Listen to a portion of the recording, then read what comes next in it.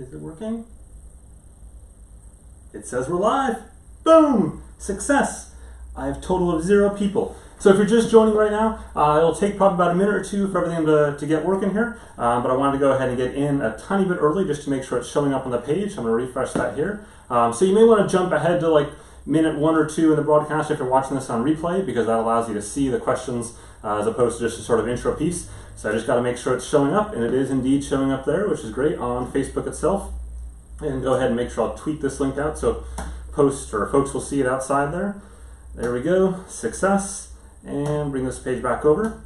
So it looks like it's working well. So I've got some initial questions that folks have left on the page already. But the way it works is you go ahead and you leave questions on the chat window there. You hit the comment button, and it shows up on my screen right here.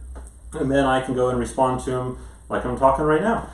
So go ahead, if you got questions, drop them down below, and I'll start with some of the questions that have already come in here since we, over the course of the last afternoon or so. It's meant to be just a kind of a casual Q&A, so feel free to, anything you want, sports technology-wise, kind of general Paris life stuff, anything that's sort of interest to you about me or technology. So actually, I'll hit up Craig just asked right there, Craig White. Hi, tax flux thoughts. Asking about apparently some sort of tax trainer that may or may not have been released yet. So I do not have anything on anything that's not been released yet. So I think you'll have to wait till it's released, which my guess would be Eurobike. So that's, let's see, the 5th today. Eurobike Strength starts on the 28th of August, which is when all the trainers start off.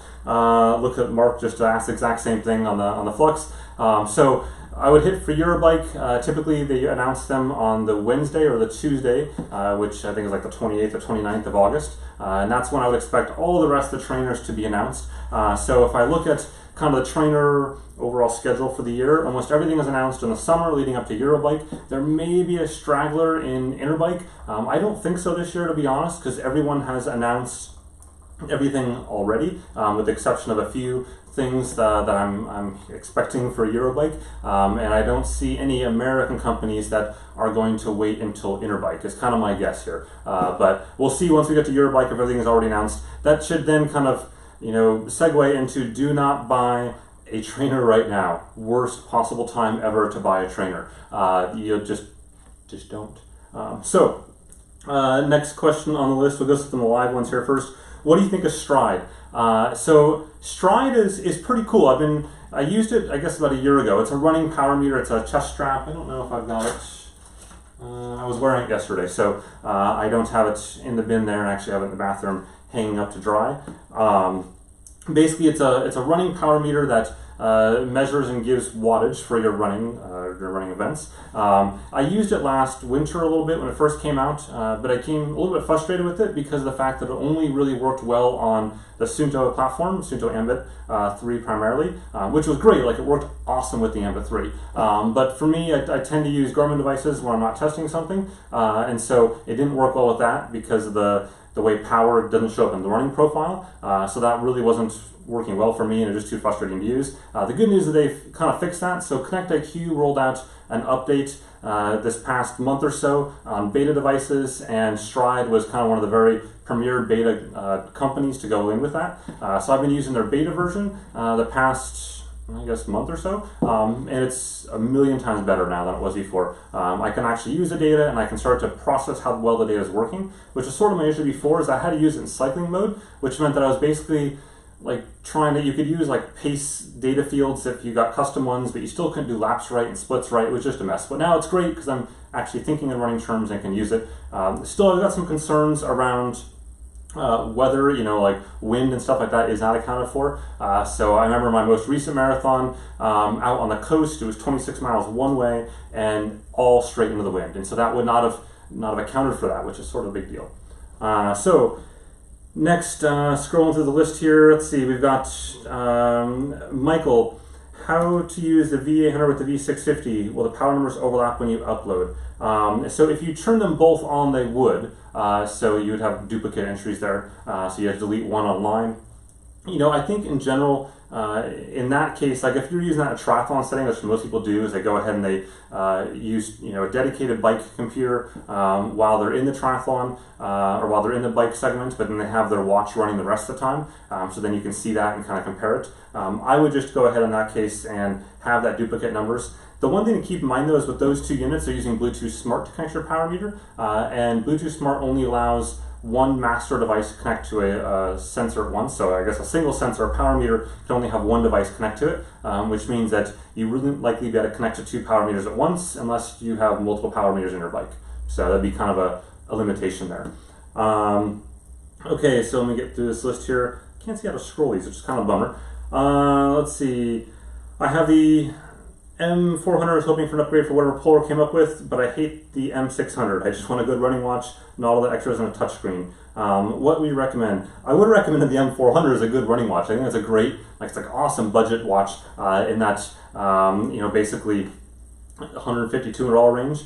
When you get beyond that, I think the Garmin Forerunner 230 is a really solid running watch, or 235 if you want optical heart rate. The TomTom Spark, the Runner 2, is a really solid running watch. Not as advanced as the 230, but kind of more on the same line as the M400 in some ways. And it has music, which is pretty cool. What's the coolest piece? Andrew asked, what's the coolest piece of tech you foresee coming down the pipeline? That's tough. So not because I generally know what's coming down the pipeline, but because it's tough to find what's cool. So like the Tax Neo, which is, I guess, probably can't see it, it's right there. I thought that was cool because it was different than everything else we've seen. It was something that was, not just a minor upgrade between things. And I thought it was cool, by the way, I'm talking about the vibration technology, the fact that like you can now simulate cobblestones and simulate dirt road and all that kind of stuff. To me, that was really interesting and really unique and sort of innovating. So I think, stuff like that is cool to me. I want to see action cameras do more live streaming like this. I think, there's a lot of opportunity to go ahead and tap into that marketplace and do cool stuff with action cameras, especially in events that are shorter. For example, ski race, right? You got something that's 1:30 to 2 minutes long. To be able to do a live stream of that would be flipping awesome. Neil asks, do you miss all the travel? It depends. I miss all the travel. I left my job. I loved my job. I loved my full-time job. It was lots of fun. There's nothing like, if I had 48 hours in a day, I would absolutely do that and this. But I didn't, and that's the problem, and I don't still have 40 hours in a day. So I love the travel. I like the fact that I can control my own travel now. The girl and I last weekend with the baby and the dog went down to the south of France for a couple days just for the fun of it for like 4 days. We might do something next weekend to Spain. We're not quite sure yet. So the fact that we can do that at the last second is pretty cool to us, or pretty cool to me anyways. But I do miss like jumping on a plane and going to Australia for a day and coming back. That's got like a neat, cool factor to it. Let's see. So it's a bummer I can't actually scroll through old questions on Facebook Live, which is kind of weird. Let me see if I can get it if I click on it there. Otherwise, I'm missing out on a bunch of people's questions here. So, what direction do you think SportTrax is heading in? So SportTrax is a software, basically it was a software app and now it's a software platform online. Oh yeah, you can scroll down if I click on it. And so I think they're in a really interesting spot because they're not as well known as the Strava and the Training Peaks, but they got really cool data analytics stuff going on behind the scenes. They're more agile. They're kind of like they're operating like a startup because in a lot of ways they are just a long-term startup. And so they're able to implement things a lot quicker. You saw them implement gear shifting, they implemented running power support, they implemented, I believe, Garmin running or cycling dynamics and running dynamics, all that kind of stuff that they're able to move quicker on things. So I almost see them becoming that niche player of how do you kind of be on the forefront of technology, and if you're more of a data geek, then maybe that makes more sense than a Training Peaks. I think Strava is sort of different in a lot of ways, of course, because that's more of a social platform. So I use Strava, but I don't analyze my data in Strava, and I don't think I ever analyze my data in Strava. It's simply just to look at and see who I'm competing against and see what friends are doing.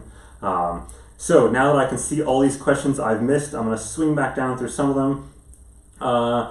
Let's see, what innovations can we expect in the trainer market in the next 12 months? I think I kind of talked about that a little bit in terms of what I expect to see. I think it's folks pushing the envelope, but I think primarily sound is number one, and then making things more realistic. Those are the two big ones. Making things quieter. The Neo definitely like changed that bar entirely in terms of sound. And Elite had done that before too with their Fluid, their Elite Real Turbo Moo, and it's a long word. Trainers where they made that a lot quieter. They didn't have the brand awareness that Tax and Wahoo and others did. 735 XT versus 920 XT. No full Ironman planned. Personally, I'd probably go 735 XT. I've been using it the last month until I put on this watch a couple nights ago, and I didn't have any like review plan or anything anymore. It's already done. I just like how light it is and how small it is. And if you don't have a full Ironman, you don't have to worry about the battery life of it. So that's something to keep in mind. Though the altimeter on it does suck, so keep that in mind. The best budget wattage power meter at the moment. I would say 4eyes is probably the best budget at $499 or $399. PowerPod just below that as well. I think it's $250-ish right now is another solid option. The PowerPod's not direct force, so there are some gotchas you got to be aware of there. For a lot of people, it'll work fine. I kind of often talk about my dad. I think the PowerPod would be perfect for my dad. He's got one bike. He's using that same bike. He's not likely to dork with the power meter on the bike, the PowerPod. So that would be great for him. And he doesn't race, and he's kind of on roads. He's not off road, so that's a great power meter for him. Whereas if you are going off roads or different road conditions, then you probably want to go something like the 4eyes. And you got Stages, I believe, in the same price range these days. And then just above that too, you have Power to Max typically in the $500 range. The PowerTap C1 and the Quark Recon AL also in that $500-600 range. And those are great because they capture your full power as opposed to just left-only power. Okay, trying to keep up with questions here. New Suunto Spartan Ultra, that's this thing here, for the other person that asks, versus the Phoenix 3, and when will I release the review for this? So if you had asked me yesterday when I would release the review for this, I would have said probably the next 2 to 3 weeks. But after chatting with Suunto a bit today, I think I'm going to wait until September to release the review for this. And the reason is there's just too many features that they have slated for September that make this watch kind of incomplete right now in August. And so, quite frankly, I just don't really want to redo my entire review again in October for something that I could wait a couple extra weeks and get those features in there. So I'm putting it somewhere in September. I think if they start sliding those features out of September and October or whenever, then I'll probably just draw the line in the sand and say it is what it is. But I just don't like my personal things I hate to do is to redo reviews. I've only done it once, which was the Stages review after they made a whole bunch of changes. My first review wasn't terribly positive because of some technical issues that they've had. They spent a few months fixing them, and then in June of that year, this was like 3 or 4 years ago, I actually released another review based on the updated unit, and that's the only time I've ever done that. Otherwise, I just simply update the reviews, but nowadays it gets tougher and tougher to do, so it doesn't always happen. The differences between them, by the way, so since getting back to the actual question, it's tough. So right now, it's actually kind of tough to know because we don't know all the features and where this will land. So right now, this is actually less features, generally speaking, than the Ambit series was. So they haven't added those all in yet. And the Ambit series was, generally speaking, less features than the Phoenix series. People would say, though, that the Ambit series usually was a little more sturdy, in some cases more accurate. So that's something that you're probably looking at pros and cons there. I think I want to wait to see what this feature set looks like, and then I'll dive into that a bit more and kind of figure out whether it makes sense, which one makes the most sense for which different target audience. My guess is if you have lots of accessories and gadgets and want lots of features and stuff, you're probably going to shift more towards the Phoenix lineup. If you want something a bit more rugged, you're probably going to shift more towards the Ambit lineup. That's just my guess. Let's see, scrolling up here.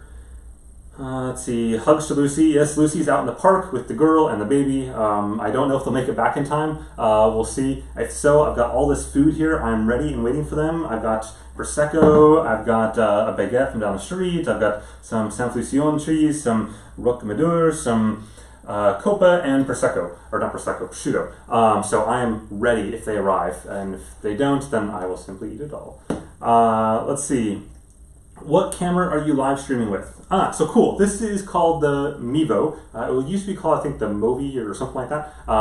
It was announced back at CES this past year, and they had said it was going to ship within a few months. That didn't happen, and it just started shipping last week. So I bought a unit back then and a boost accessory and all sorts of stuff, and I just got it. And then this is sort of my first test. This was an excuse to test the camera out, basically. But what's cool about it is I'm basically controlling the screen. So I can tap my face right there, and it instantly goes and changes to the close-up view. I can swipe to the right, and it'll go zoom on the bibs over there. I can tap back on my face again, and then watch this. It'll actually track me. So as long as I'm looking at the camera, it sees my face. And so I can go up here and I can show you my heart rate trap drawer and drop a bunch of stuff out of the bottom of it. And it'll keep tracking me, even if I were to go over here to the watches that are on the wall right here. It'll keep on tracking, hopefully, maybe. So we go all the way. Yes, so this is this watch stand that my father-in-law built me. It's super cool because it has all the watches on there. It makes it really easy to display them. I tend to put older watches on this, and it looks like I didn't quite track me all the way, so let me just move it over there. So, as you can see, it's not quite perfect on facial tracking, and I'm behind a bike, but I tend to put older watches on this just because I don't like taking them on and off, but it's neat because I can take out this entire thing like this and then go ahead and put it back on again as I see fit. And I think that tracked me all the way. If not, I'm sorry, but it's a bit tight there. So next, oh, there's so many questions. Holy cow! Power tap chain rings will be released for 4-bolt Shimano chain sets. I don't know, to be honest. That's a tough one. People have often asked that. Power tap has kind of pushed back a little bit, and it seemed to say that that's not really in their interest. Short term last year anyways, but maybe we'll see it this year at Eurobike. I think if we don't see it by Interbike this year, then I suspect that's probably the line in the sand. The other thing I keep in mind too, you talk to a lot of power meter companies, and the reality is that Shimano is getting in the power meter game. So how easy do you want to make it for your competitor? And while Shimano's power meter realistically isn't coming out till next year sometime, next spring by the sound of things, I think companies are certainly aware of that. Of course, on the flip side, Shimano dominates the crank arm market, so you kind of got to cater to that. Let's see. Have you tried drilling a hole in the quick release strap for the Phoenix 3 AR and see if it'll read the HR? So he's talking about, I don't know if I have the Phoenix 3 HR quick release sitting here. Nope, I don't. Basically talking about the fact that in the Phoenix 3 quick release kit, I guess, the default one, there's no way for the optical heart rate sensor to read your wrist, and it's something that I've mentioned I want to do is to take a drill and just go straight down the middle of it and see if it'll actually optically read. It won't be on your skin, but it might still work. I have not tried it. If you have, drop me a note somewhere, and I'd love to hear if it worked or not. We'll review the into power rotor or into power meter from rotor. Any thoughts about it? I do plan to review that. I owe them an email with my exact bike specs. So it's been up on my screen, literally sitting there in Excel, this big complex sheet to fill out for which specs I want for which bike, so they can send it to me. I just have not had a chance to do it. So Shane is asking, do you know what's happening with the limits firmware update? Are they actually talking to me? They are talking to me. So we chat a little bit here and there, kind of short emails back and forth. I have little quick questions. I don't know on the date when that's going to be released. They haven't told me. They simply said that when it's ready, it's ready. I think the last note I got was the last Thursday or so, and them saying that they were testing it with, I don't know, 6 or 10 riders, and that as soon as they thought they were confident with that, then they would send it to me to see if that resolved the issues that are brought up. And so they had sent it up to the backers that basically, based on a bunch of things, but including some of the issues I saw around lack of tracking of high power on limits, as well as some cadence stuff, that they were withholding shipments until they could sort those out. Let's see. Do I feel the limits of power meter is worth waiting for? I don't know. We'll see. If it's accurate, great. I think a lot of people are hung up on the Q factor, and it's really funny. If you look at Q factor studies, there's only 2 of them done. They're such small sample sets, and they're not long enough. They're they tried once, and they see what happened if it impacted the rider's Q factor, and of course it does, because if you try something once, it's going to take at least a few rides to get used to that, and that's not something you capture in a one-day study. So if you think about a mountain bike, your Q factor changes. Oh, by the way, Q factor is the distance between essentially your legs on a bike. So if you look at a typical crank, let me zoom this thingy over here somehow. Boop, and there. So if you look at a typical bike, on this distance between here, and if I were to scroll that around, the other side right there. That can expand back and forth, and that's the Q factor. Anyways, I don't think we know enough information about it. It hasn't bothered me, and I guess I'm pretty tolerant, to be honest. I go ahead and I jump on all sorts of wonky bikes, and so I'm not worried about that. I'm more about accuracy. And if it's not accurate, it's useless. Like, that's hands down the thing about power meters. If it's not accurate, or if you can't define when there are accuracy issues, like power pod accuracy issues if you go off-road, for example, then you need to understand what those limitations are. Let's see, just bought the A20 and the screen keeps switching about. So I think he's talking about, Roger, they're talking about the 820 and folks are having touchscreen issues with it. So the first unit I had, last month or so, I guess, was a near final prototype, or near final production unit. I was told it was production at the last second that said, nope, it's a prototype or some changes coming in it. So I just received last night the final production unit. So I'm going to try that out and see if that makes it better or worse. On my unit, I have no problems with the rain. I even posted a whole video on using the rain and stuff and using the touchscreen. It's not bad. There's no issues there. But on production units, some people are saying there's issues with the touchscreen being way too sensitive. So I'm interested in unpacking that one upstairs and seeing how well it works. Going back to the Garmin, so Chris asks, on the Garmin 735 XT, how do you find the accuracy of the LED heart rate compared to the Scosche Rhythm Plus, particularly for running perspective and high intensity? So it's all right. It's not great. It's not horrible. It's just, it's there. It's great for like long runs where you're not shifting your heart rate a bunch. It's fine for most other runs, even like intervals, as long as it's not too quick. It seems to catch just fine. But I can still throw it for a loop. I think you saw my Polar M600 post from the other day. I had the 735 on there, and it missed like a portion of one interval. So it's not perfect. The Scosche is still hands down using the Valence cell optical heart rate sensor, still the best one out there that I've got from an optical sensor standpoint, and that is effectively the one to compare everyone else against right now. And Mio is very, very close behind there with their Philips sensor. I think they're in the same ballpark. The only difference really is that Valence L can put it up here or anywhere else, whereas a Mio, it's designed in a wrist form factor.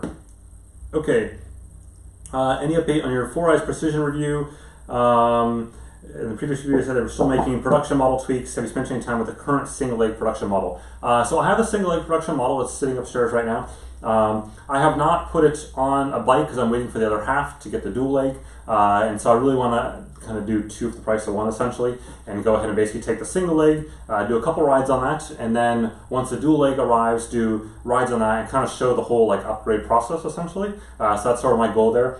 In general, like for review process, I try to minimize how much churn I have. So I look at something and go, am I reviewing or testing it just for the sake of testing without actually being able to use that data later on? So if something's not production, I'll use it for a little while and then I'll kind of put a hold on it and then come back to it when it's production so I can base my review off of that. So like the Polar M600 is a good example of that. So I use that and I've been using it all week long, but I'll probably taper off usage over the next few weeks a little bit, and then wait till they get closer to production in early September or so, and then dig back into that again.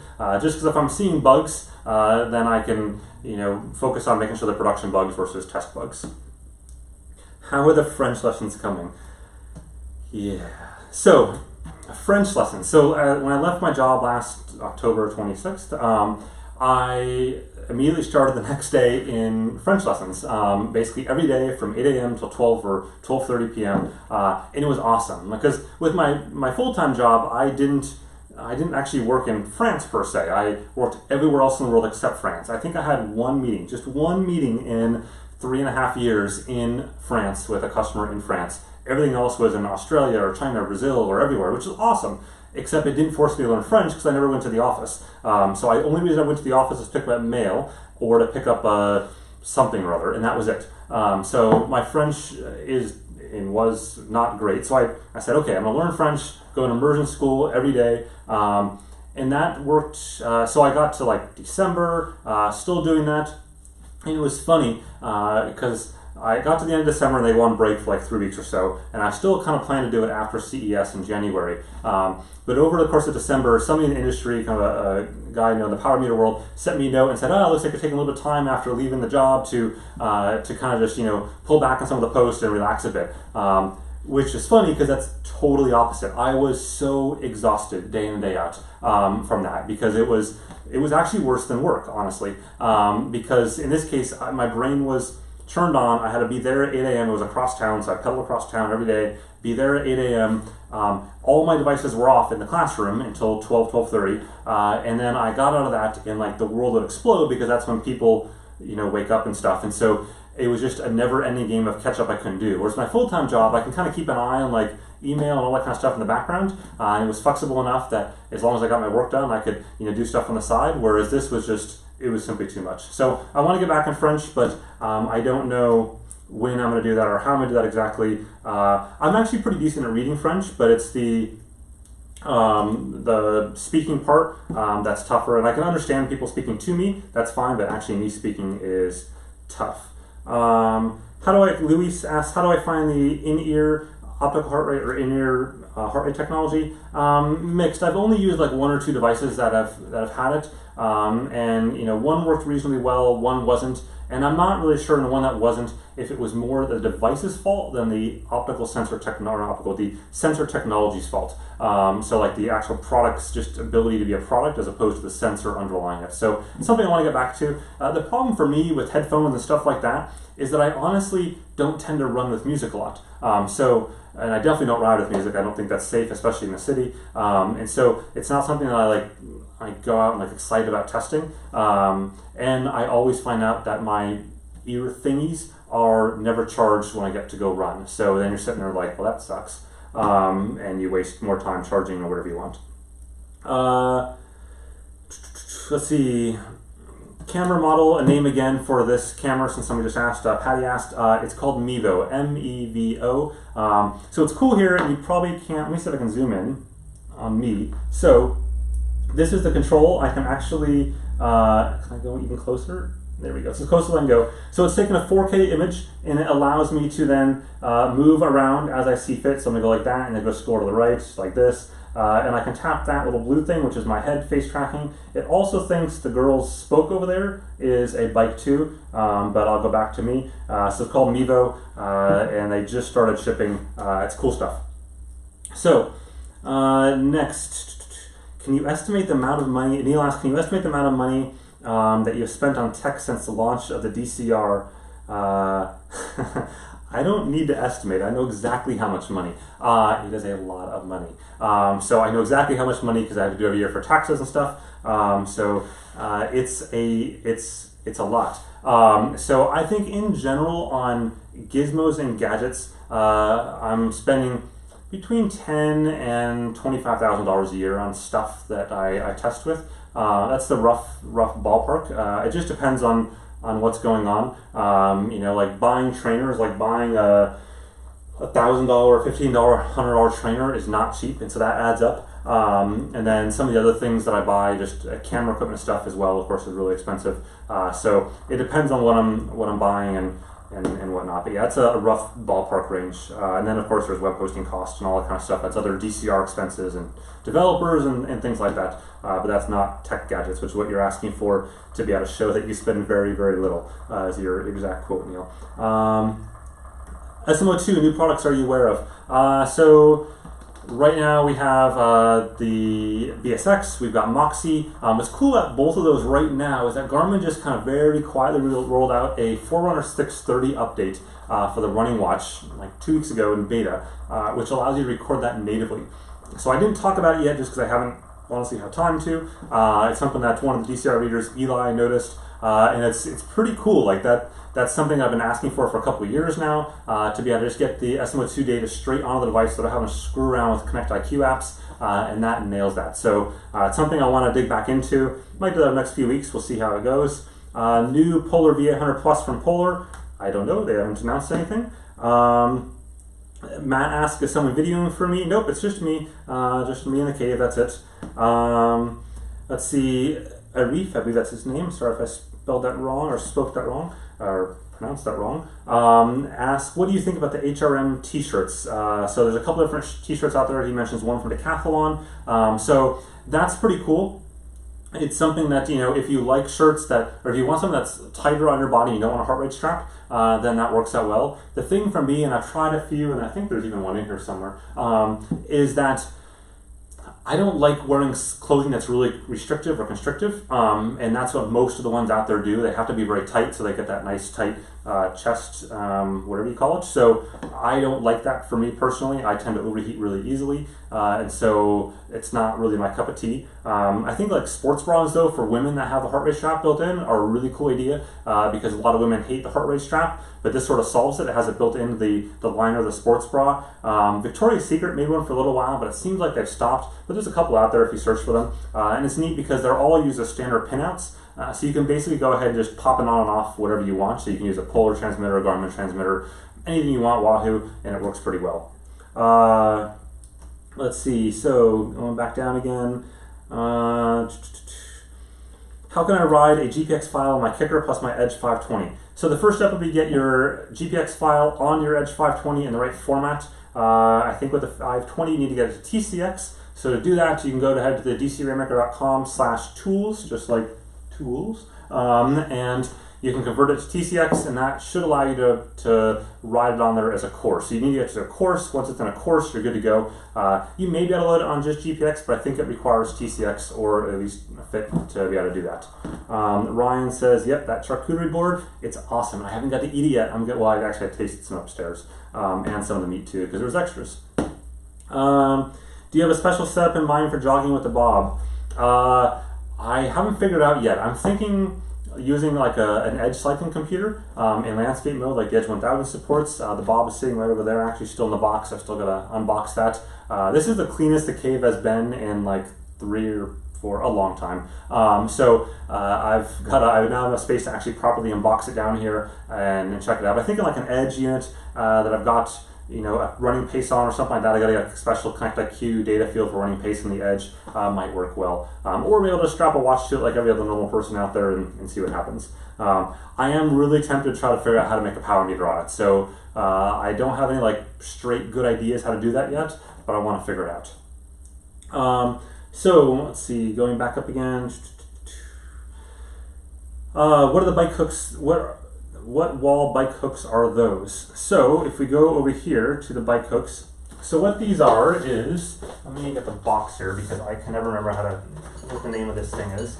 So as I drop all this stuff, so these bike hooks will go ahead and they're on the unit itself. They're on the wall, and I cannot find them, which is a bummer. So I will think of the name in a little bit, but basically they pop in the front wheel there. So all you do is you just take the wheel out like this, and you can roll the bike away and pop the wheel back in, and it holds. So in theory, it's cool. In theory. And I've had them down there for a couple years, and I kind of like them, but kind of don't. If you don't like move around your unit a bunch, or around your like room or whatever a bunch, it's fine. But the problem here is that I bump into crap all the time. Like I'm constantly bumping into stuff. Clugs, thank you, Jeff. That's what I'm looking for, clugs. C-L-U-G-S. And I bump into these bikes all the time and they fall right off the wall. The other problem is if you don't use a bike a lot, then the tire deflates and then it falls off the wall too. So you walk in one day and there's a bike in the ground. So like the girl's bike hasn't been used a lot lately because she's been pregnant and now with the baby in the first month. So that's something that's kind of the air deflated and then it falls off. I also had another road bike up there that I rarely use at all, kind of an extra one, and the same thing, like it would always fall off because I always forget to inflate the tires. So I like it in some ways, but I think I'm probably going to swap them out for something else. Elite sent me over this wall like mount system to try, which had like these really fancy like lock things, and so I think I can grab it right here. I don't even know the name of it. It's called the Taka, but I played with it at their headquarters, and I think it's released. If it's not, I'm sorry. Press. It was on your wall. It's called a Taka, and it's cool because you can see it's got this big locky thing. So I think that'll work better for me. I'm gonna try it out and see if I can avoid breaking any more bikes. Let's see next. Wow, I gotta catch up. Have you tried Duolingo to keep learning French? I have actually. So I love Duolingo. I just fall behind, mostly because I feel like I'm never in a spot where I can like just talk back to it. So I'm always on a train or something moving around. So it's always tough for me to do that. But Duolingo is an awesome app. Let's see. How do you manage cupcakes and being fit? I run to eat cupcakes or test cupcakes. What's next for the GoPro Hero 5? Outside of VR, etc., will this be higher and better sort of resolution? Yawn is what Neil says. I don't know what's next for the Hero 5. I think we'll probably see a bump in resolution. I think we've got to see some sort of tracking capabilities in there, GPS, something like that. I think if they don't have GPS and they don't have some other feature that's like a wow feature, then I think that's really going to hurt them. They've had 2 years to think about it, so hopefully they've figured out that answer. I think GoPro had a rough last year, and so I'm hoping that they took their time to figure things out and be able to nail it for the September when they announce the Hero 5 or whenever that is. It sounds like September, but we shall see. Let's see. Do you think there will be a possible upgrade for us using stages, power meters, so that VI can buy an extra unit for the right side in the future? I think so. I hope so. I mean, Stages have been like teasing this for like 2 years now, maybe a year and a half, something, on Team Sky. So obviously they've got the technology there. It must be working because I think after 2 years, Team Sky would probably tell them to take a flying leap if it wasn't working. So it's just a question of whether or not they think it makes business sense. And I think they're in a position now where financially they can make that jump and make it the right price point. They can sell slightly above everyone else in price because of the fact that they've got name recognition and they've got positive brand recognition there.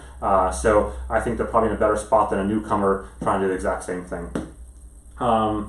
What's your opinion of the Suunto Spartan? So I asked that a little bit earlier on, but this is the watch right here. So far so good. I did a run yesterday testing out accuracy, and it was working fairly well from an accuracy standpoint. I'll post that YouTube video sometime this evening or tomorrow morning when I finish editing it, but I actually did a bunch of little snippets along the run to kind of show you what instant pace looks like and what the display looks like in light and dark and all that kind of stuff, and it worked reasonably well there. Let's see. Lutfi, I hope I pronounced that right, says hi from Dubai. Hello, Lutfi, if I pronounced your name right. Let's see. Kyle also asked about the impressions of the Spartan, so yeah, same sort of thing there. Can I talk a little slower? I can. I will answer questions slower. So I got so many questions coming in. I'm only like halfway up this thing, so I will try to talk slower so you can hear. My bad. I'm told that all the time. Tim Brown, I missed the podcast. I do too. They're coming soon. Ben has been on this like great American RV adventure. Ben being the co-host for the podcast. The Great American RV Adventure with his 2-year-old just wandering around America in an RV and like a reindeer strap at the top or something. We chatted just 2 nights ago, and his Wi-Fi has been horrible. So he actually has all of the studio recording gear with him in the RV, but he's not been able to find consistent Wi-Fi and me find a time when I'm also available. But it sounds like he's getting back next like 4 days from now. So the podcast shall resume next week. I promise. Maybe we'll even record like 4 of them, so we're all good for the next little while. But definitely, I'm excited to get back on the podcast. Let's see. Do you have hidden boxes on the other wall? I do have hidden boxes on the other wall. So behind the camera is things that are not announced yet. So I've got stuff over there that is waiting for a future time period. So that's why you're facing this side as opposed to the whole room. So there you go. I always do that, by the way. Whenever I'm like, people are coming here or whatever, I'm stuffing stuff in the bathroom. A lot of times people are like, oh, can I use the bathroom? I'm like, actually, no, it's full of gear right now that you can't yet see. Have you tried to add ballast to your swim buoy for GoPro stabilization? So that's something that came up back a couple weeks ago. People said, oh, what if you take, so just to back up, I guess, even more, I had a buoy, right? I have a swim buoy that I use so boats don't hit me when I'm open water swimming. You can just look up swim buoy on my site and you'll find it. And like 2 years ago, I tried sticking a GoPro on top of it so that I could actually live stream, was really what I was trying to do at the time, to my phone. The phone was inside the buoy, and then it would follow me behind me as I was swimming, and it would record and all that fun stuff. It sort of didn't really work because the buoy would flip over and go down to the bottom. And I was in a hotel in Malta. So I was on a small island in the Mediterranean, and I didn't have like all the right stuff to make this work at the time. People suggested ballast. So depending on where I go next week, I may try this again. I may even try live streaming again, the actual swim with a properly ballasted buoy, which is totally opposite what you'd think for a buoy. Let's see. Neil Rosser asks, opinions on Polar choosing Android Wear for the new mid-range watch. Brilliant move. Makes complete and total sense. I don't think it makes sense for the high-end watches, and I don't think they think so either, based on my questions with them. But it makes total sense for the mid-range because they're going after the market that wants that lifestyle features and connectivity to apps and Instagram and Snapchat and all that kind of stuff, and going with the Android Wear allows you much more flexibility in targeting that market. I think the battery life is still a tough spot, but again, the Apple Watch has like 24 to 36 hours, and so at 48 hours, they're better than that. So I think it's something that they'll figure out that battery thing over time, but I think it's a brilliant move to go into Android Wear for them. I think like it would make a lot of sense as well if Suunto wanted to get into that mid-range watch, but I don't think Suunto has the resources to do that, whereas I think Polar does. I think Suunto is better off just focusing on this kind of higher end stuff for right now. Let's see. Do you think there will be Phoenix 4 will be announced at CES like the last few models? That's tough. I really don't. I generally don't know when they're going to announce the Phoenix 4. I don't think that we will see it before then. I could be wrong. Like if you look at timelines for products, so just let's talk products and release timeframes. So cycling products now until Interbike. So the day after Interbike is over, you shall not see cycling products again until like spring. There may be like a confused brand that announces something in November, but realistically, not going to happen.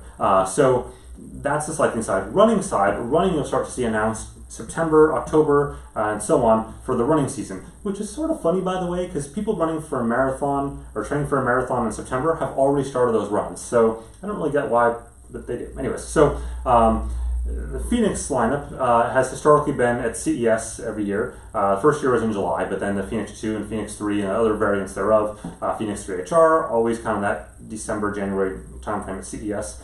I would expect probably that timeframe makes sense if they've got something that's a bump for them. I think they did well with the Phoenix 3. That's a huge flagship watch for them, and so I think they want to keep interest there. But at the same time, they also don't want to like show their cards too early and give competitors an advantage there.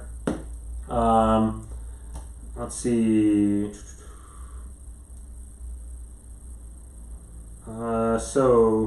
Rob says the Elite Taka bike wall store is listed on their site, so good. I didn't break any embargoes there. I was pretty sure they announced it, but just in case. So that's good, so you can go check it out. If it really came down to it, would you choose Garmin, whichever model, or the Wahoo Element? Just switched to the Wahoo Element over years of Garmin unreliability, and I'm blown away. From James Ashworth. So I love the Element. I love what Wahoo is doing in terms of innovating very quickly and responding to people and being active on forums. They have their own own Element group. I think that's awesome. That's something that Garmin is really missing. They're not really active in the community. They kind of sit there behind this brick wall, and people, I think, over time feel that. Like they feel the fact that it doesn't feel like they're listening. I mean, certain groups at Garmin do listen, like their cycling power meter group Vector is active on the forums. Their Verb edit group is very, very active on the forums, but a lot of other groups aren't, and so, or at least not that active. And so I think what Wahoo's doing is acknowledge they're there, they're acknowledging issues, they're saying, yep, this is broken, we're going to fix this. Here's the timeline for it, and then here's the features that we want to add. And so far, Wahoo's been pretty good since release, anyways, on hitting those feature timeframes for the most part. So I would say, like, singular issue, my only real issue with the Element is the fact that it's big. So, like, when I stack 4 Edge 520s on my handlebars to record power data, I can fit a lot of them there, and the Element I can't. Like, it's bigger, it's clunkier to me. I like it, I just want it small. If you give it to me the same size as the 520, I could very likely see me convert over to using that full time. Oh, and I really want to be able to plug it into USB and be able to see the fit files right there, which is, I guess, something to keep in mind. Like, a lot of times for me, my best scenario as DCR is not the best for you. And the reason is that I'm focused on certain test things, like for cycling computers, when I come back from a ride from Power Meters, I'm going to line up all my computers right here, and I'm just going to go one after another and plug them in, grab the file, and be done with it. So I got, Power Meter 1, 2, 3, 4. So when I have to use like an app to stick it somewhere else, then can the app support 4 things at once? How do I know which file's which? It's kind of a mess. It's the same reason why I didn't really use the Cyclops Joule series, is that I just can't, it doesn't fit my workflow as a product reviewer. It may totally fit yours if you have, one power meter and things like that and are a normal person. Let's see, what's next? What seat do you ride on your bikes? I have no idea. Literally, nope, I don't know.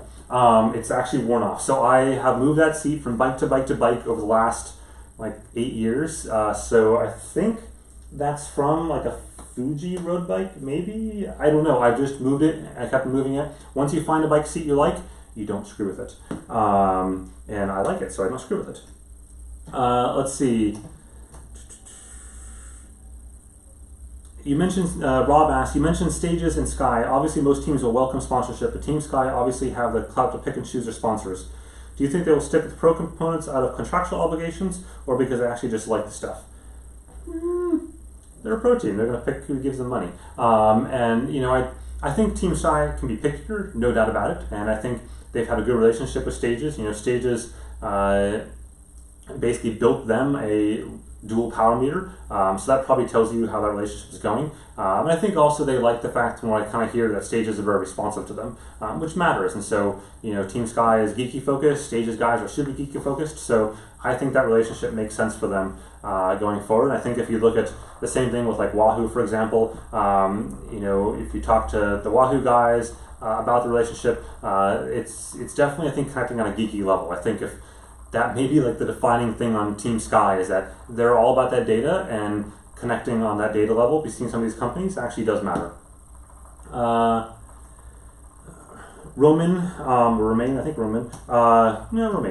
asks, can you start a specific topic around work-life balance, managing triathlon, frequent travel, and being a father?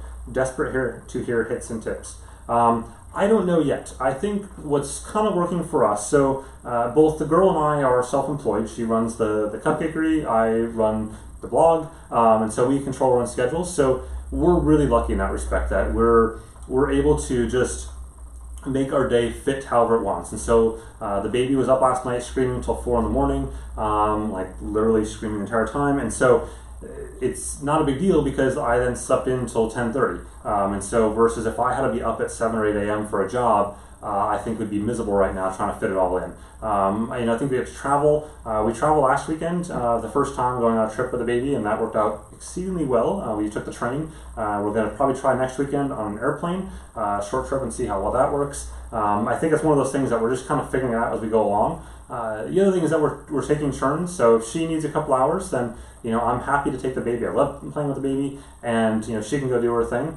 So I think fitting in workouts is important. The day after the baby was born, I went for a run. I was staying at the hospital, and so I think it's just important that as a couple, you find out a way so that both people can take a break and clear their mind. It's good, especially for the mom, to be able to get out and just get away and go for a run, even if it's not even a run that early, but even just to walk for half an hour or whatever, and be able to move. And I think even if you look at like during her whole pregnancy, that was the big thing, is that she was constantly moving. We don't have a car here in Paris, and so we have an Autolead, which is like a zip car sort of thing that we can use, but we walk everywhere, and so the ability for her to just keep on moving during that pregnancy was huge, and is why she looks as awesome as she did the entire process, and just days afterwards is because she's always moving and not in a car. Let's see. Mitchell asked, do you still recommend the GoPro Hero 4 Silver? I do. I love it. I use it all the time. Though I got to get mine fixed because I broke something on it. The audio now just records static, and so I think I got too much water in it. So I'm kind of bummed about that. So I've got to call in and figure that out. Let's see. Let me try to catch up here a little bit more. Sean asked, speaking of Garmin, have you heard anything about the new firmware advances with Epics? I've been relatively happy with mine for a year, but there are a few issues. It seems, however, that Garmin released this product and just forgot about it. There hasn't been an update for a while now, and it's hard to find information about it. Yeah, it's pretty accurate. They released it and forgot about it. And I suspect that's because nobody bought it, to be totally honest. I think they they thought it was going to work, and I think it could have worked. Like, it was close to working. I think they resolved some, like, I used it for the whole last summer, actually, or summer before. The first summer it came out, I used it for the whole summer, actually. Tons of data on it, and I never ended up writing a review for no particular purpose, but just, I was kind of always trying to get to finish all the things on it. So it's funny, like, these sort of watches, like these navigational, hiking, and triathlon, and whatever watches, are beasts to review for me. There's so many areas to cover. You got, like, navigation, and within that you can spend days trying to write about, review about that. And then there's triathlon, all these different features that it just got overwhelming. I never quite got to the finish line there. But I think the problem with the watch, it's actually its singular problem, was that it was ugly. Like, I think people looked at that watch and said, it's an ugly watch, I'm not buying it. They didn't even get past, like, that point and got to the features, because it actually had cool features. It had legit maps on it. So that brings us to now, and yeah, they haven't updated it since February. When I talked to them back a few months ago about it, they said they were going to release bug fixes, but there would be no future firmware updates in terms of, like, new features for it. So I don't know if that means that down the road there'll be a new variant of that. It seems like they've refocused everything on the Phoenix 3 lineup, and tons of new features there. But I think it's fair to say Epix is about close to dead as you can get to being dead. Let's see, next, do you think the power meter price dropped down in September? So power meter pricing is really interesting. Power meter pricing is a little different than trainer pricing. Like, right now, I would not buy a trainer, as I mentioned earlier, but I wouldn't actually have a problem buying a power meter for the most part. We may see some new power meters. Well, we will see some new power meters at Eurobike, but typically speaking, prices don't drop. So generally speaking with power meters, they announce at Eurobike and Interbike, but aren't usually available until, like, next spring. There's some exceptions to that, but generally speaking, that's the way it works. So I don't have a concern buying a power meter now. I think any new power meters that are announced in the Eurobike, Interbike timeframe, you may see price shifts. We did see them last year, I guess. We saw Pioneer and Stages both drop theirs at Interbike within, like, 4 hours of each other. But generally speaking, you don't see a ton of huge shifts in pricing then. It's usually into the spring. Basically, companies are waiting for some, it's a big game of chicken. Companies are waiting for someone else that made an announcement of a lower price power meter, like a 4-Eyes, for example, to either put up or shut up. And so, in their case, can they release a $399 power meter? If they can't, then Garmin's not going to counter a price, because there's no point in dropping your price for a phantom product. So they wait until the product releases and then they counter. And we saw that last year with a bunch of price cuts between January and March.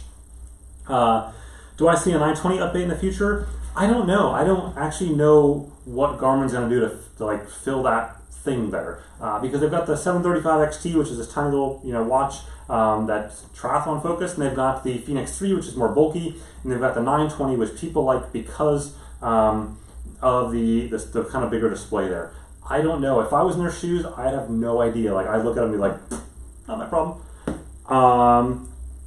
You did a review on the kayak power meter from One Giant Leap a few years ago. They now make one for stand-up paddleboarding. Any chance that you do a review?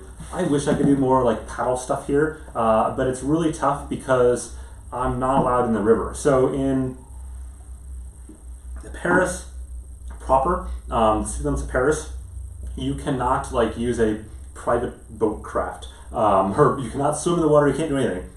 I have to go out of the city limits to do that. So I lack a kayak here that I had when I was back in DC. I lack a stand-up paddleboard, which I've never had, but I'd love to have. So it's really tough to do that there. I wish I had it. Somebody asked about the shelving system. I think it's called Ella, or something like that. If you Brandon links to it there in the comments. It's in my behind-the-scenes post in the cave. It's awesome. I know you can get it in the U.S. at the Container Store. Here in France, I got it at Leroy Merlin. But basically, it's really cool because it's not actually screwed into the wall. Only this top thing that goes up there is in the wall, and everything else hangs from it. So it's really easy to install, and it's still hanging up like 3 years later despite a crap ton of weight on it. So I love it. It is pricey though, but it looks prettier than like the crappy Home Depot shelving that you get that everyone sees in a. It just looks crappy. So this looks nice. And Paul just said right there, yep, you buy it at the Container Store. Chipper asked, wait in a sport trainer until after Eurobike? Yes, do not buy a trainer now. Nope, don't do it. Anders asks, is the First Beat analytics in Garmin products really useful? How should I use the data driven by First Beat in the Phoenix 3? it can be useful. It's tough. It's something that I keep on wanting to get back to is heart rate variability data, and something that, First Beat's done a lot of work around, but I can't get into it. Like, it's just not exciting for me, and so I dig into it a little bit, and you kind of sit there and you're like, I'm not really sure what to make of the data yet. And I think the other challenge I've seen now that I've been doing this a bit more is that every company is different. So I'm starting to question a lot of the heart rate variability data to begin with, because I can compare a chest strap from Garmin that's different from one from Polar, different one from Wahoo, and so you sit there and go, well, who's right? And then if the underlying data is, just say the underlying data is all correct. Each company has their own opinions on how to use that data. So then you get the problem, what if the underlying data is wrong? Now what? And it's like, well, I don't really know. So I'm on the fence of that. I'd like to do something about heart rate variability. I just don't know when I have the time to dig as deeply as I want to into it, to be able to really understand it and truly figure out if it's a bunch of marketing fluff. And of course, like every heart rate variability company right now is screaming, it's great, we've got studies, and they all do have studies, but they all contradict each other. So, let's see. How do you distance yourself? Morton asks, how do you difference yourself to the manufacturer and keep a critical relationship? Thanks for the help with 735XT versus 920 on Twitter. So for me, it's just being honest with readers. I think it's the simplest thing. Like, I sit there, and obviously the first thing is I return all the units afterwards. So basically I bunch them up usually and send it back. So like when I go to Eurobike and Interbike, I'm going to return all the stuff from the last few months with the product testing in different companies. Mostly because I hate going to La Poste, which is the post office here, to mail things. It's just, it never ends well. So I just literally take a suitcase full of crap back to companies and like hand them like this. And it's always funny because it's always in the worst, most awkward moment in the conference where I'll like see someone in the hallway and I'm like, oh wait, I've got a big bag of watches for you. And like last year I gave Garmin at CES a bag of watches in a Subway sandwich bag, like a clear, the clear ones they have. And I'm like, bye. So that's the way I do that. As far as being critical on things, I just call it like it is. I think companies have learned to appreciate that in terms of being critical, and I've really only had one company be upset about that, and that's their problem, and I think they've come around since then. And some companies may differ on their viewpoints of things in terms of what I see and don't see as important. I've tried over the years to kind of be more clear on what I'm targeting. So if a product is targeting a certain group of people versus a different group of people, and say this is what it should be for and this is what it shouldn't be for. And so that's something that if you're talking a Ironman, that's different than somebody who's doing a couch to 5K. And so making sure you understand who that product is targeted for, and understanding that every product may not fit me as a person, as Ray, as I'm going to use, but it's something that I could see as cool, like a Forerunner 15 or 25 on low-end running watch. I'm not going to use that day in and day out. I might use it for review and that's it, and then I'm done. But that is something that my mom uses, my mother-in-law uses, my sister-in-law uses. Like, they all use that same watch, and it's perfect for them. It's exactly what they want. Let's see. So many questions. Rhonda asked, what are your thoughts on Garmin's developer program, Connect IQ? I wish there was more of an incentive for smaller developers, non-corporate, to get involved and bring additional functionality to the devices. I agree. I think, and I've said this at the very beginning, they're missing the boat on paid apps. And I get the idea that it's all free, that everything on Connect IQ is free and you can download it, but it doesn't make it, there's no incentive for developers to develop apps except for Pride. In some cases, companies that are trying to sell something else, like a Stride or a Moxie or BSX or you fill in the blank. For everyone else, it's a hobbyist thing, which,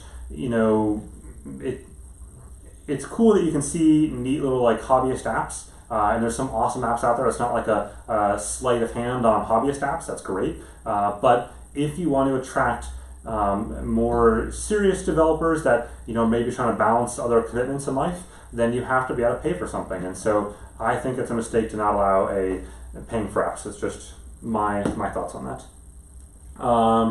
Neil asked, I noticed you're playing with RunScribe again. Are they due for a new hardware version soon? What are your current thoughts on the device? Recent changes are making the device easier to use, but they need real-time via Connect IQ. Totally agree with you on all those things. So they have a new device coming down.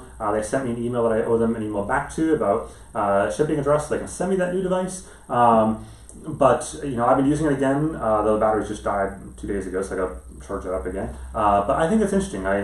I think they're starting to find their way on how to make that data useful, which is really the big challenge for a lot of these companies is how do you make all this data useful? And I keep pounding on, like some of the cycling companies and power meters throwing like Cycling Dynamics and Pioneer or stuff like that and saying, show me how to use that for training and racing. And I'm saying the same thing for running. If you're going to show me this data, whether it be RunScribe or Lumo or 18 other Kickstarter projects out there, make a true connection to be able to show what to do with this data to make me faster, and have that data then backed up by a study, not just like cherry picking some random study from 20 years ago, but something that's concrete that shows this actually is decent and is published somewhere, it's meaningful, as opposed to marketing spin. And if you don't have a study there in place, then go make a study and give me some real data to consume, even if it's funded by you. Like Withings, they did that with their pulse wave velocity stuff. They basically commissioned a study with a hospital here in Paris, brought in 120 patients and published some of that data. That's better than nothing. Like, make an effort, do something that's better than nothing, even if it's not the perfect of what I want, being a third-party study. Give me something to work with. Let's see.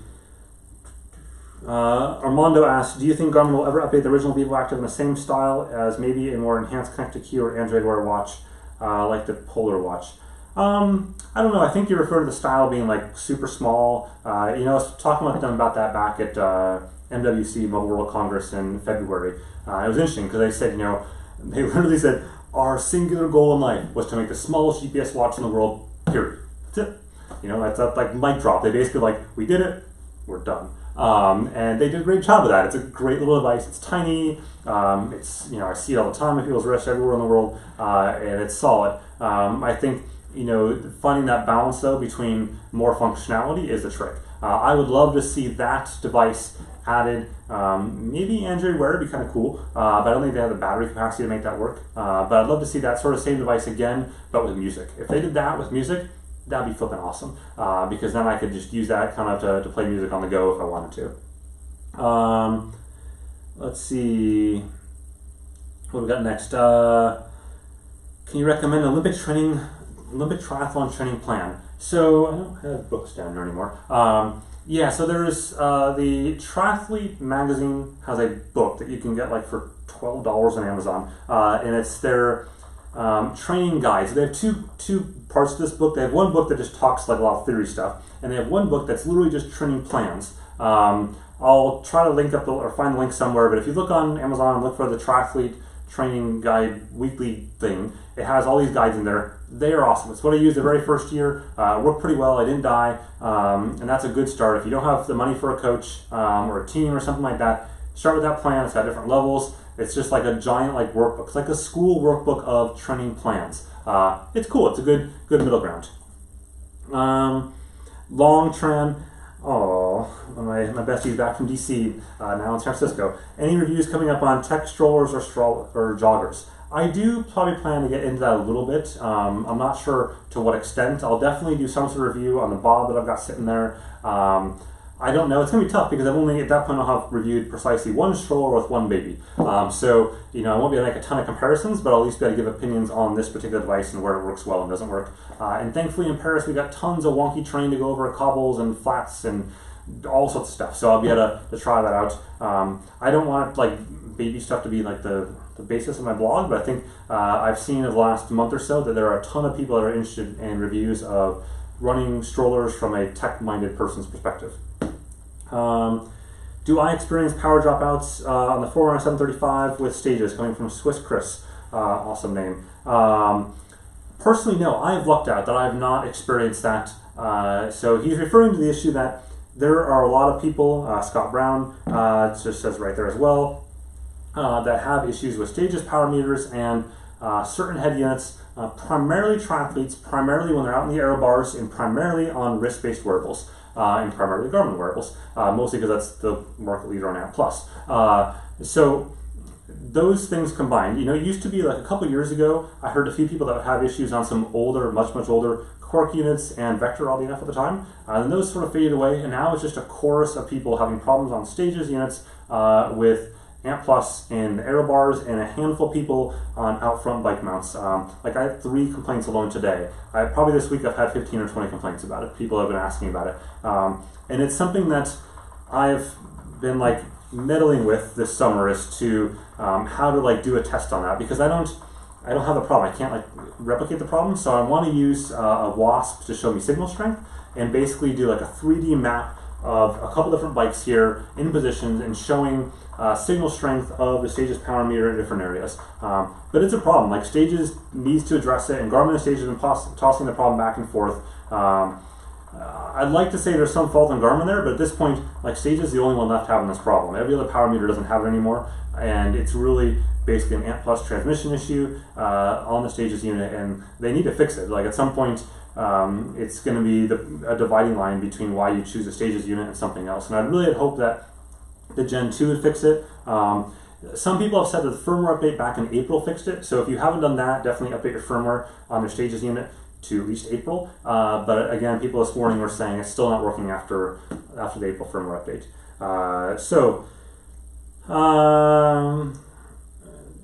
Sydney asks, has Polar addressed the battery swelling issue with you any?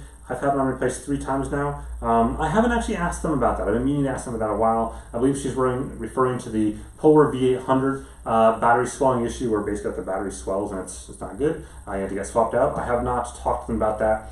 My guess, if I had to take a guess, would be when they released their most recent version, they probably swapped that out in a manufacturing change. They kind of do new color styles and stuff. And the same thing they did with like their Polar M400 watch with the waterproofing cover. Lots of waterproofing issues in the first unit, or the first version of that.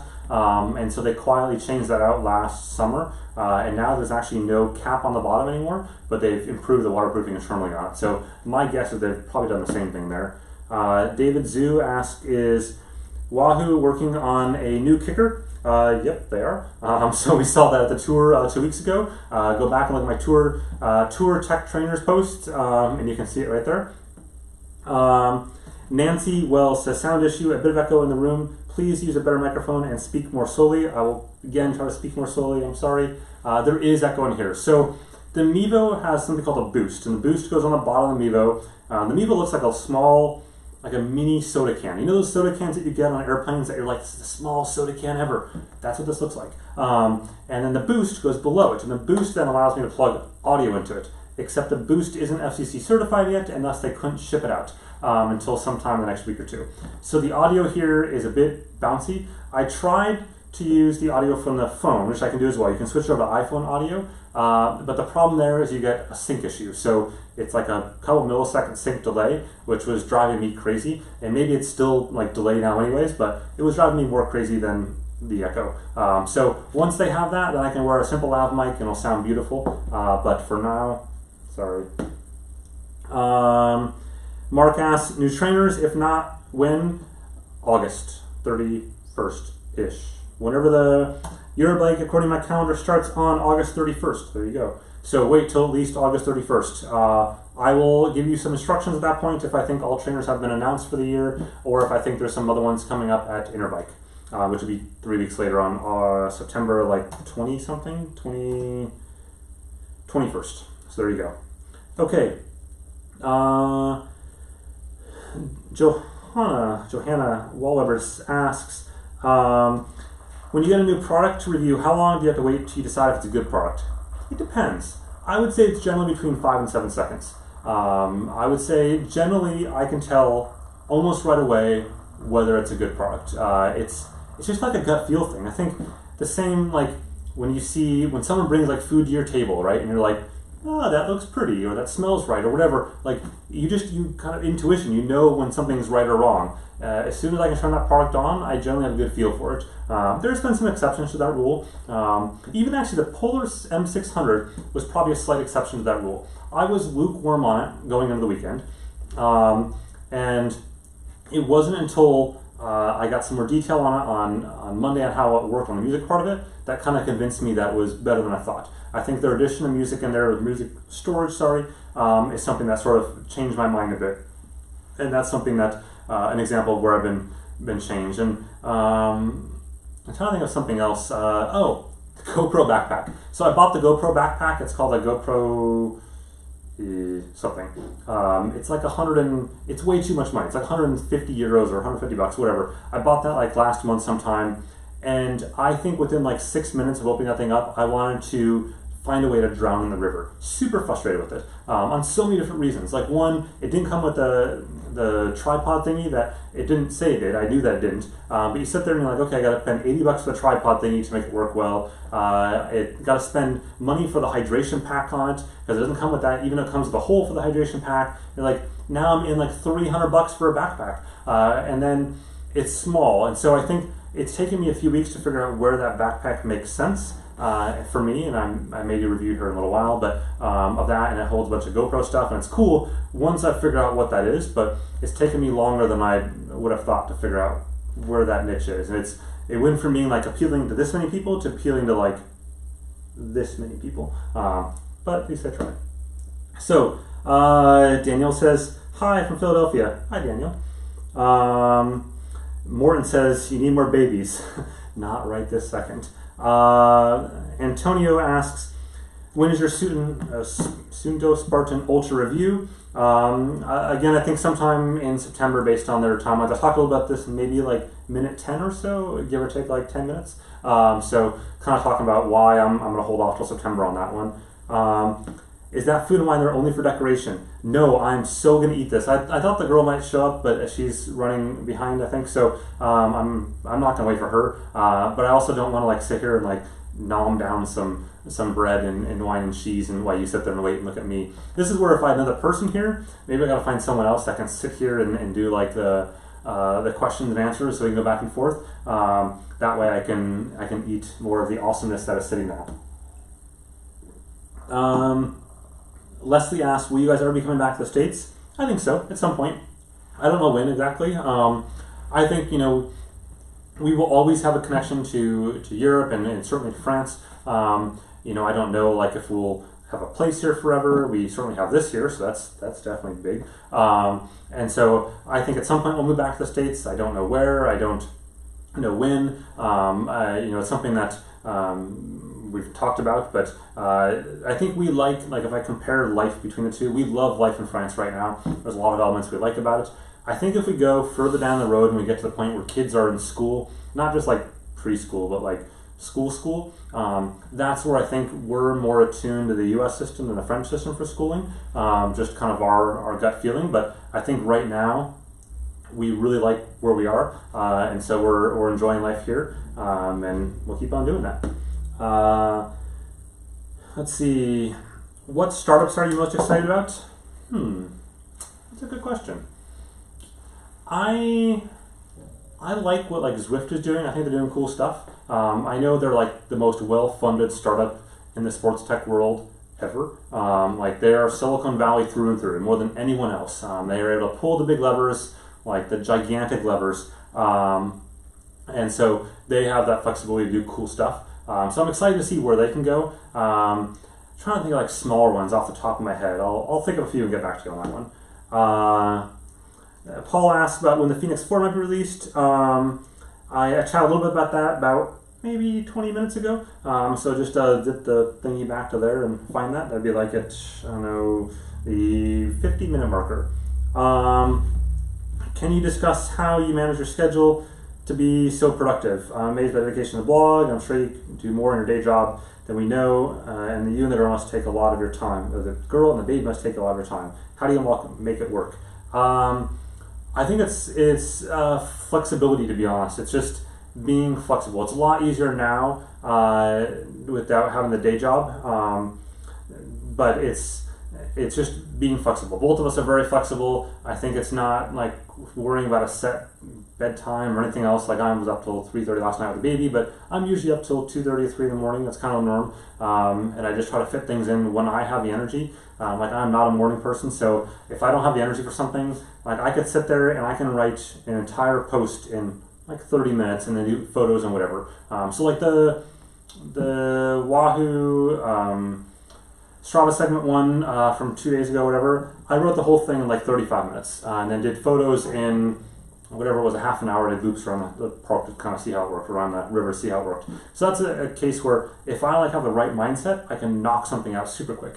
Yeah, other times, like a post that long can sit on my screen for an entire day. And it's not so much like writer's block as it is just I get distracted with other things, and I have to feel really awake to get a good blog post out. Like there's a lot of things in my day that are like administrivia. So if I divide up my entire day, I would say 90% of it is administrivia. It's responding to emails, working with companies to get products in and out, figure out. It's just doing little random tests in here and stuff like that. It's website stuff. It's responding to comments.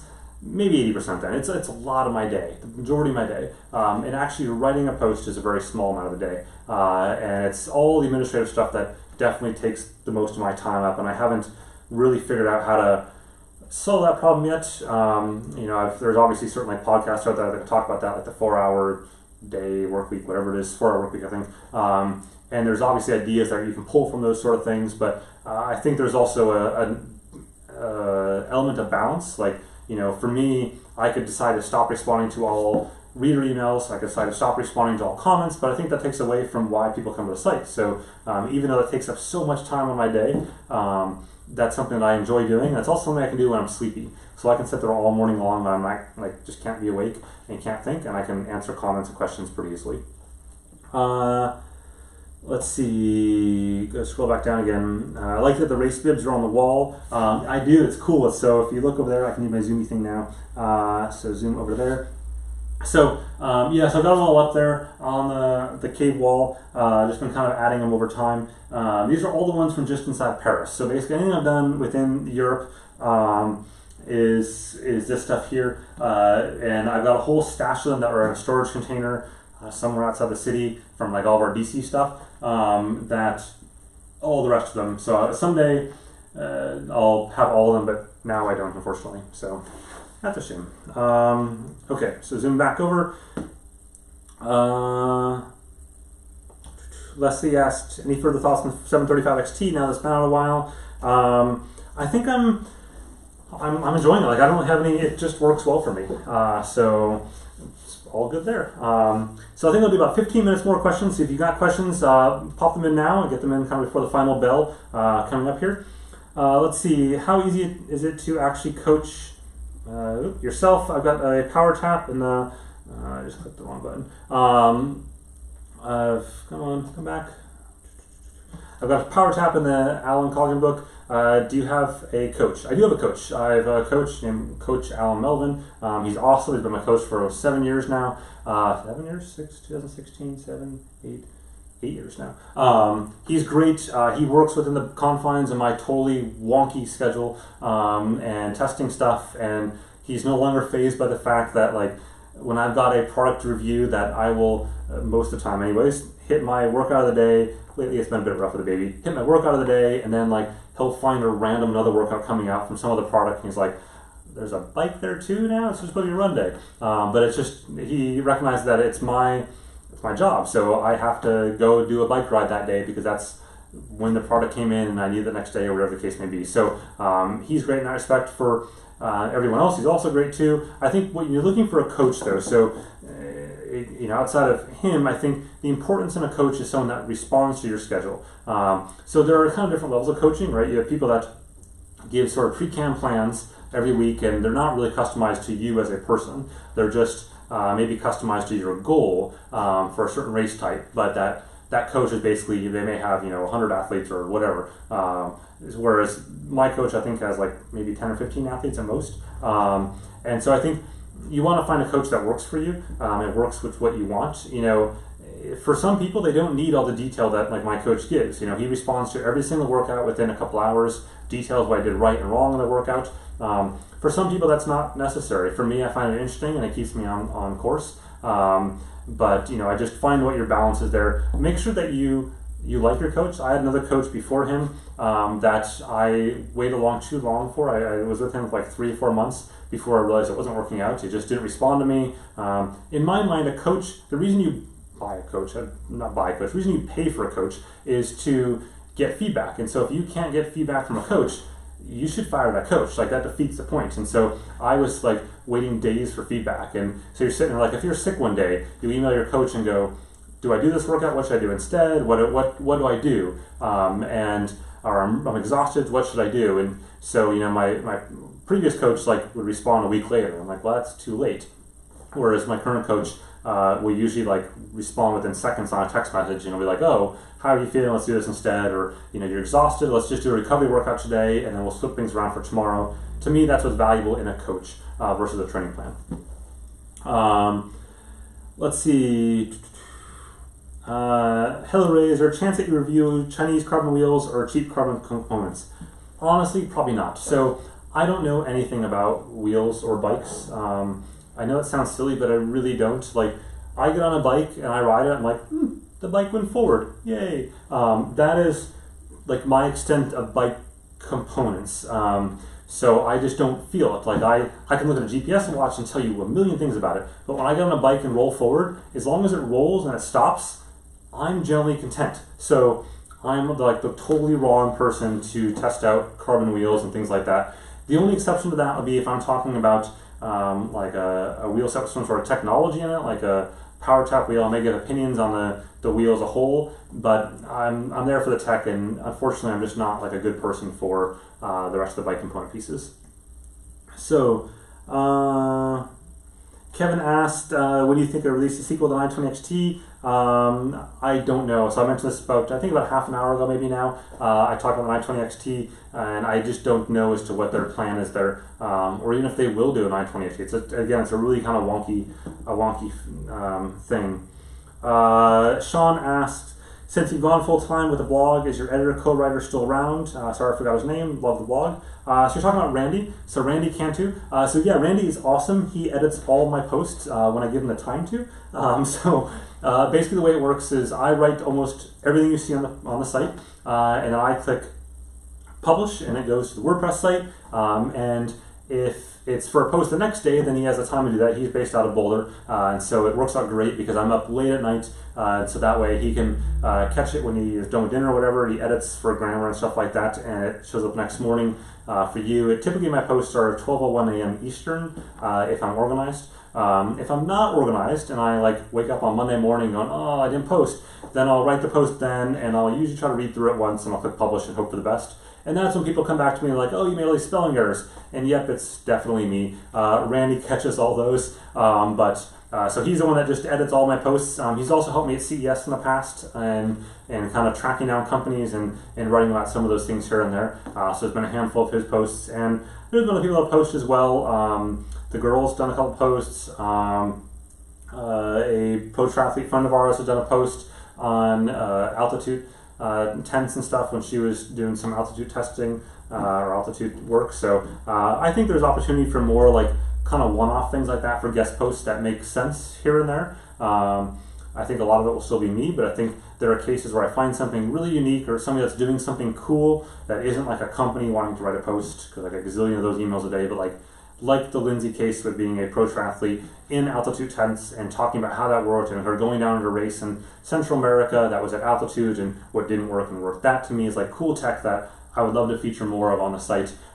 It's just got to fit the vibe and has to be good photos and a good text story as well.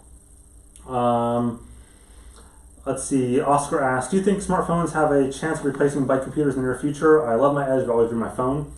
It's tough, people have said like for 5 years now, the smartphone's gonna kill bike computers and this and that, but it hasn't happened. I think in part because the mainstream phones just aren't something that people want to put in their handlebars. They're afraid to put their iPhone out there or their new Samsung S7 because they're afraid it'll break. Now, some of the Android phones have gotten a lot better on waterproofing now, and so that kind of takes away some of that issue there. But you still get to like the whole mount situation. It's usually complex. It's kind of weird to buy online sometimes. And it's just clunky.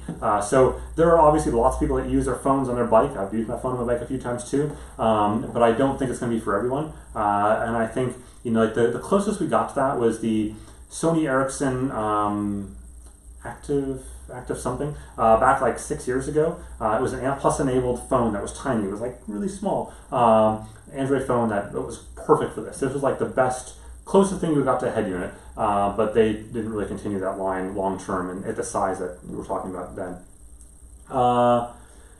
What's the favorite race you've done thus far? Think.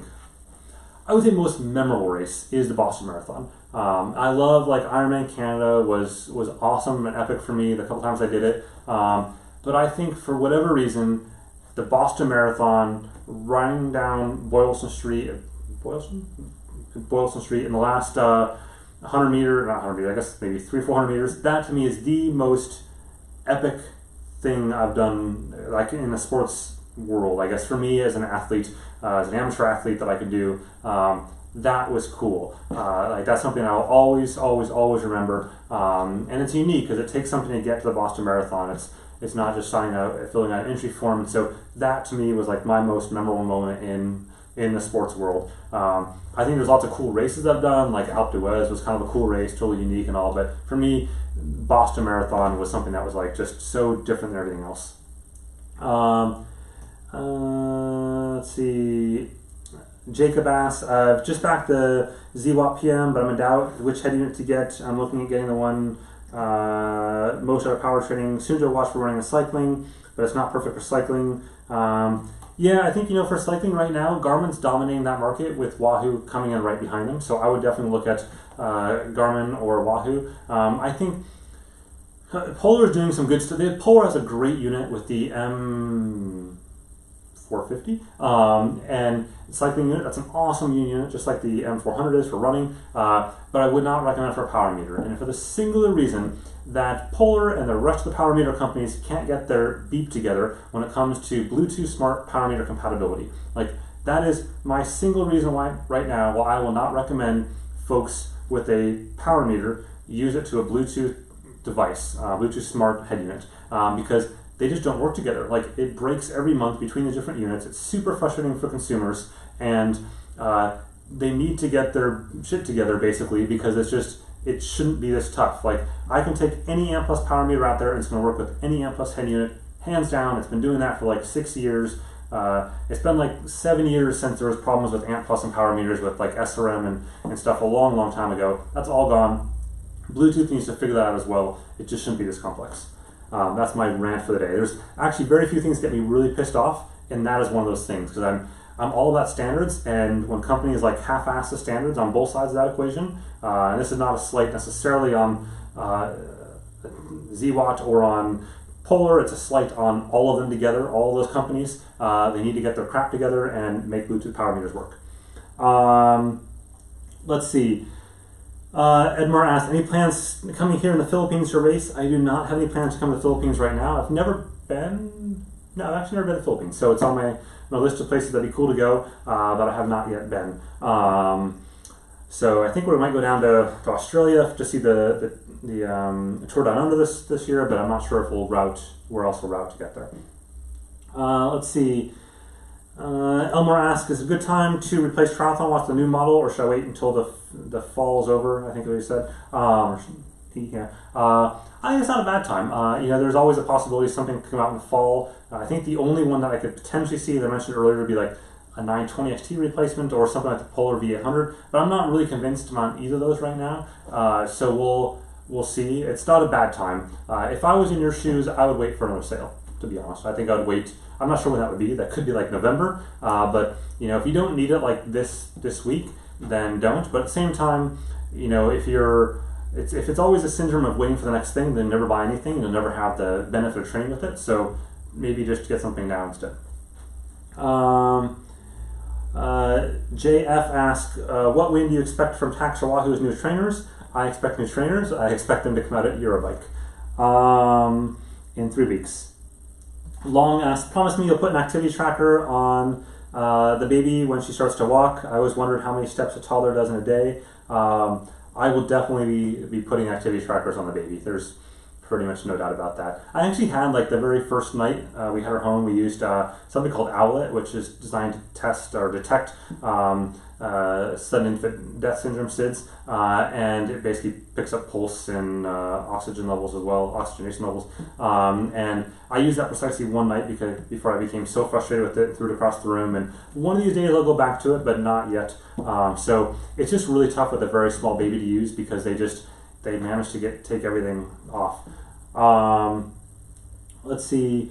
Chris asks, on the Edge 820 with live tracking, is there any way for a spouse to be able to follow you or in your ride? Yep, you can use Garmin's live tracking feature. It works really well. It transmits your location, where you've been, your power data, your heart data, all that jazz to your spouse or whoever you want, really, even Twitter or Facebook, and so that's it's pretty cool. I know some people were having problems with it this summer, it sounds like, on iOS in particular. I think the last iOS update is supposed to fix that. I tried it a couple weeks ago and it worked for me. I don't try it all the time now, so it's only just kind of one data point, but it sounds like it's better after the last update, maybe. Let's see, Jay asks, I'm getting a new Medone with Ultegra Di2. Quark ELSA is too expensive for me and PowerTap C1 not compatible. So I'm thinking of going in stages. I don't care about left versus right. I just want consistent with itself and comparable to PowerTap hub on my other bike. Is stages okay for my needs? I have to drink on this one. So, left-only power meters. Let's ignore stages. Talk stages, precision, or 4-eyes precision, Pioneer left, Vector left, rotor left, I'm missing, there's lots of left-onlys. I think collectively the industry is coming to the realization that left-only is not what it seems. In that the data is generally consistent, but not quite consistent enough. For me in particular, I have even power up to around my FTP wattage, so like 300-ish watts or so, and so when I get up to that point, it's fine. When I hit above that point, my left-right balance skews really wonky, and that's something that it's really tough then to look at my power balance and make that a determination on accuracy, because let's say I go from being 50-50 to 55-45 above that level. So that like artificially inflated my power by 5, actually almost 10%, because you double it now, you're doubling left, so 10% at those higher wattages. 10% is a crap ton of wattage. So it's something it's a real issue. Like if you talk to Best Bike Splits, for example, it's one of their biggest challenges right now with their app platform is how to account for left-only power data when they do predictions, and the variabilities that people have, and everyone is different. So like when I fatigue, I fade left-right balance a certain way compared to when I'm on just a normal ride. So all those kind of things make it really difficult to predict. Let's see. If you could request a new feature in the next generation of cycling computers, what would you love to see? 3G connectivity, done. I wanted that for a while, but I think it's starting to make more and more sense now. Thomas Wiley, what are your predictions for trends and trainers at Eurobike? We just see a trickle down of specs to lower models. Example, higher power, simulated incline, greater accuracy. You'd expect that to be more exciting. Nope, not more exciting, just more the same. I think we'll simply see, like you said, taking higher end features and trickling them down to lower end units and being cheaper. That's it.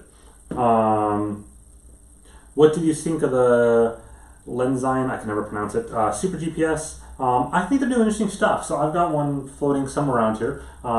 It's cool. Like they've got the fundamentals figured out from a bike computer standpoint. I think they need to make a more compelling case on why a consumer would choose them over a Garmin or over a Wahoo or over a Polar or over whatever, which is the big trick. Like I think a lot of times companies will make a product but then forget to say, why should I buy this instead of X when X is the market leader? And that I think is probably one of the things that they've got to focus on right now.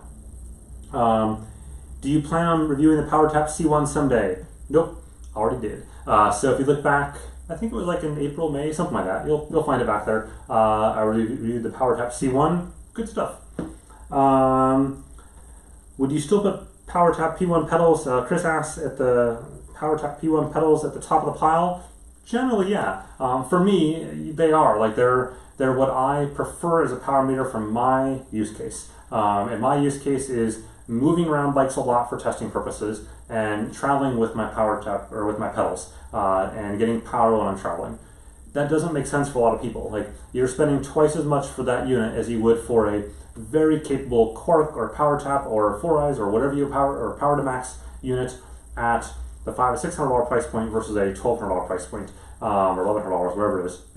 So it depends on what your use case is. For me, in my use case, they're awesome. For everyone else, it may be overkill. More wine waiter. I know, don't worry, I got more wine. It's right here, Prosecco technically. So there we go. It's my $4 Prosecco.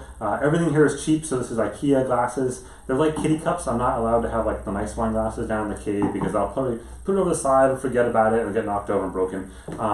But yeah, everything else, and even like all this stuff is so cheap in France. It's silly. The baguette was $1.19, the copa was $1.85, the prosciutto was $2 something.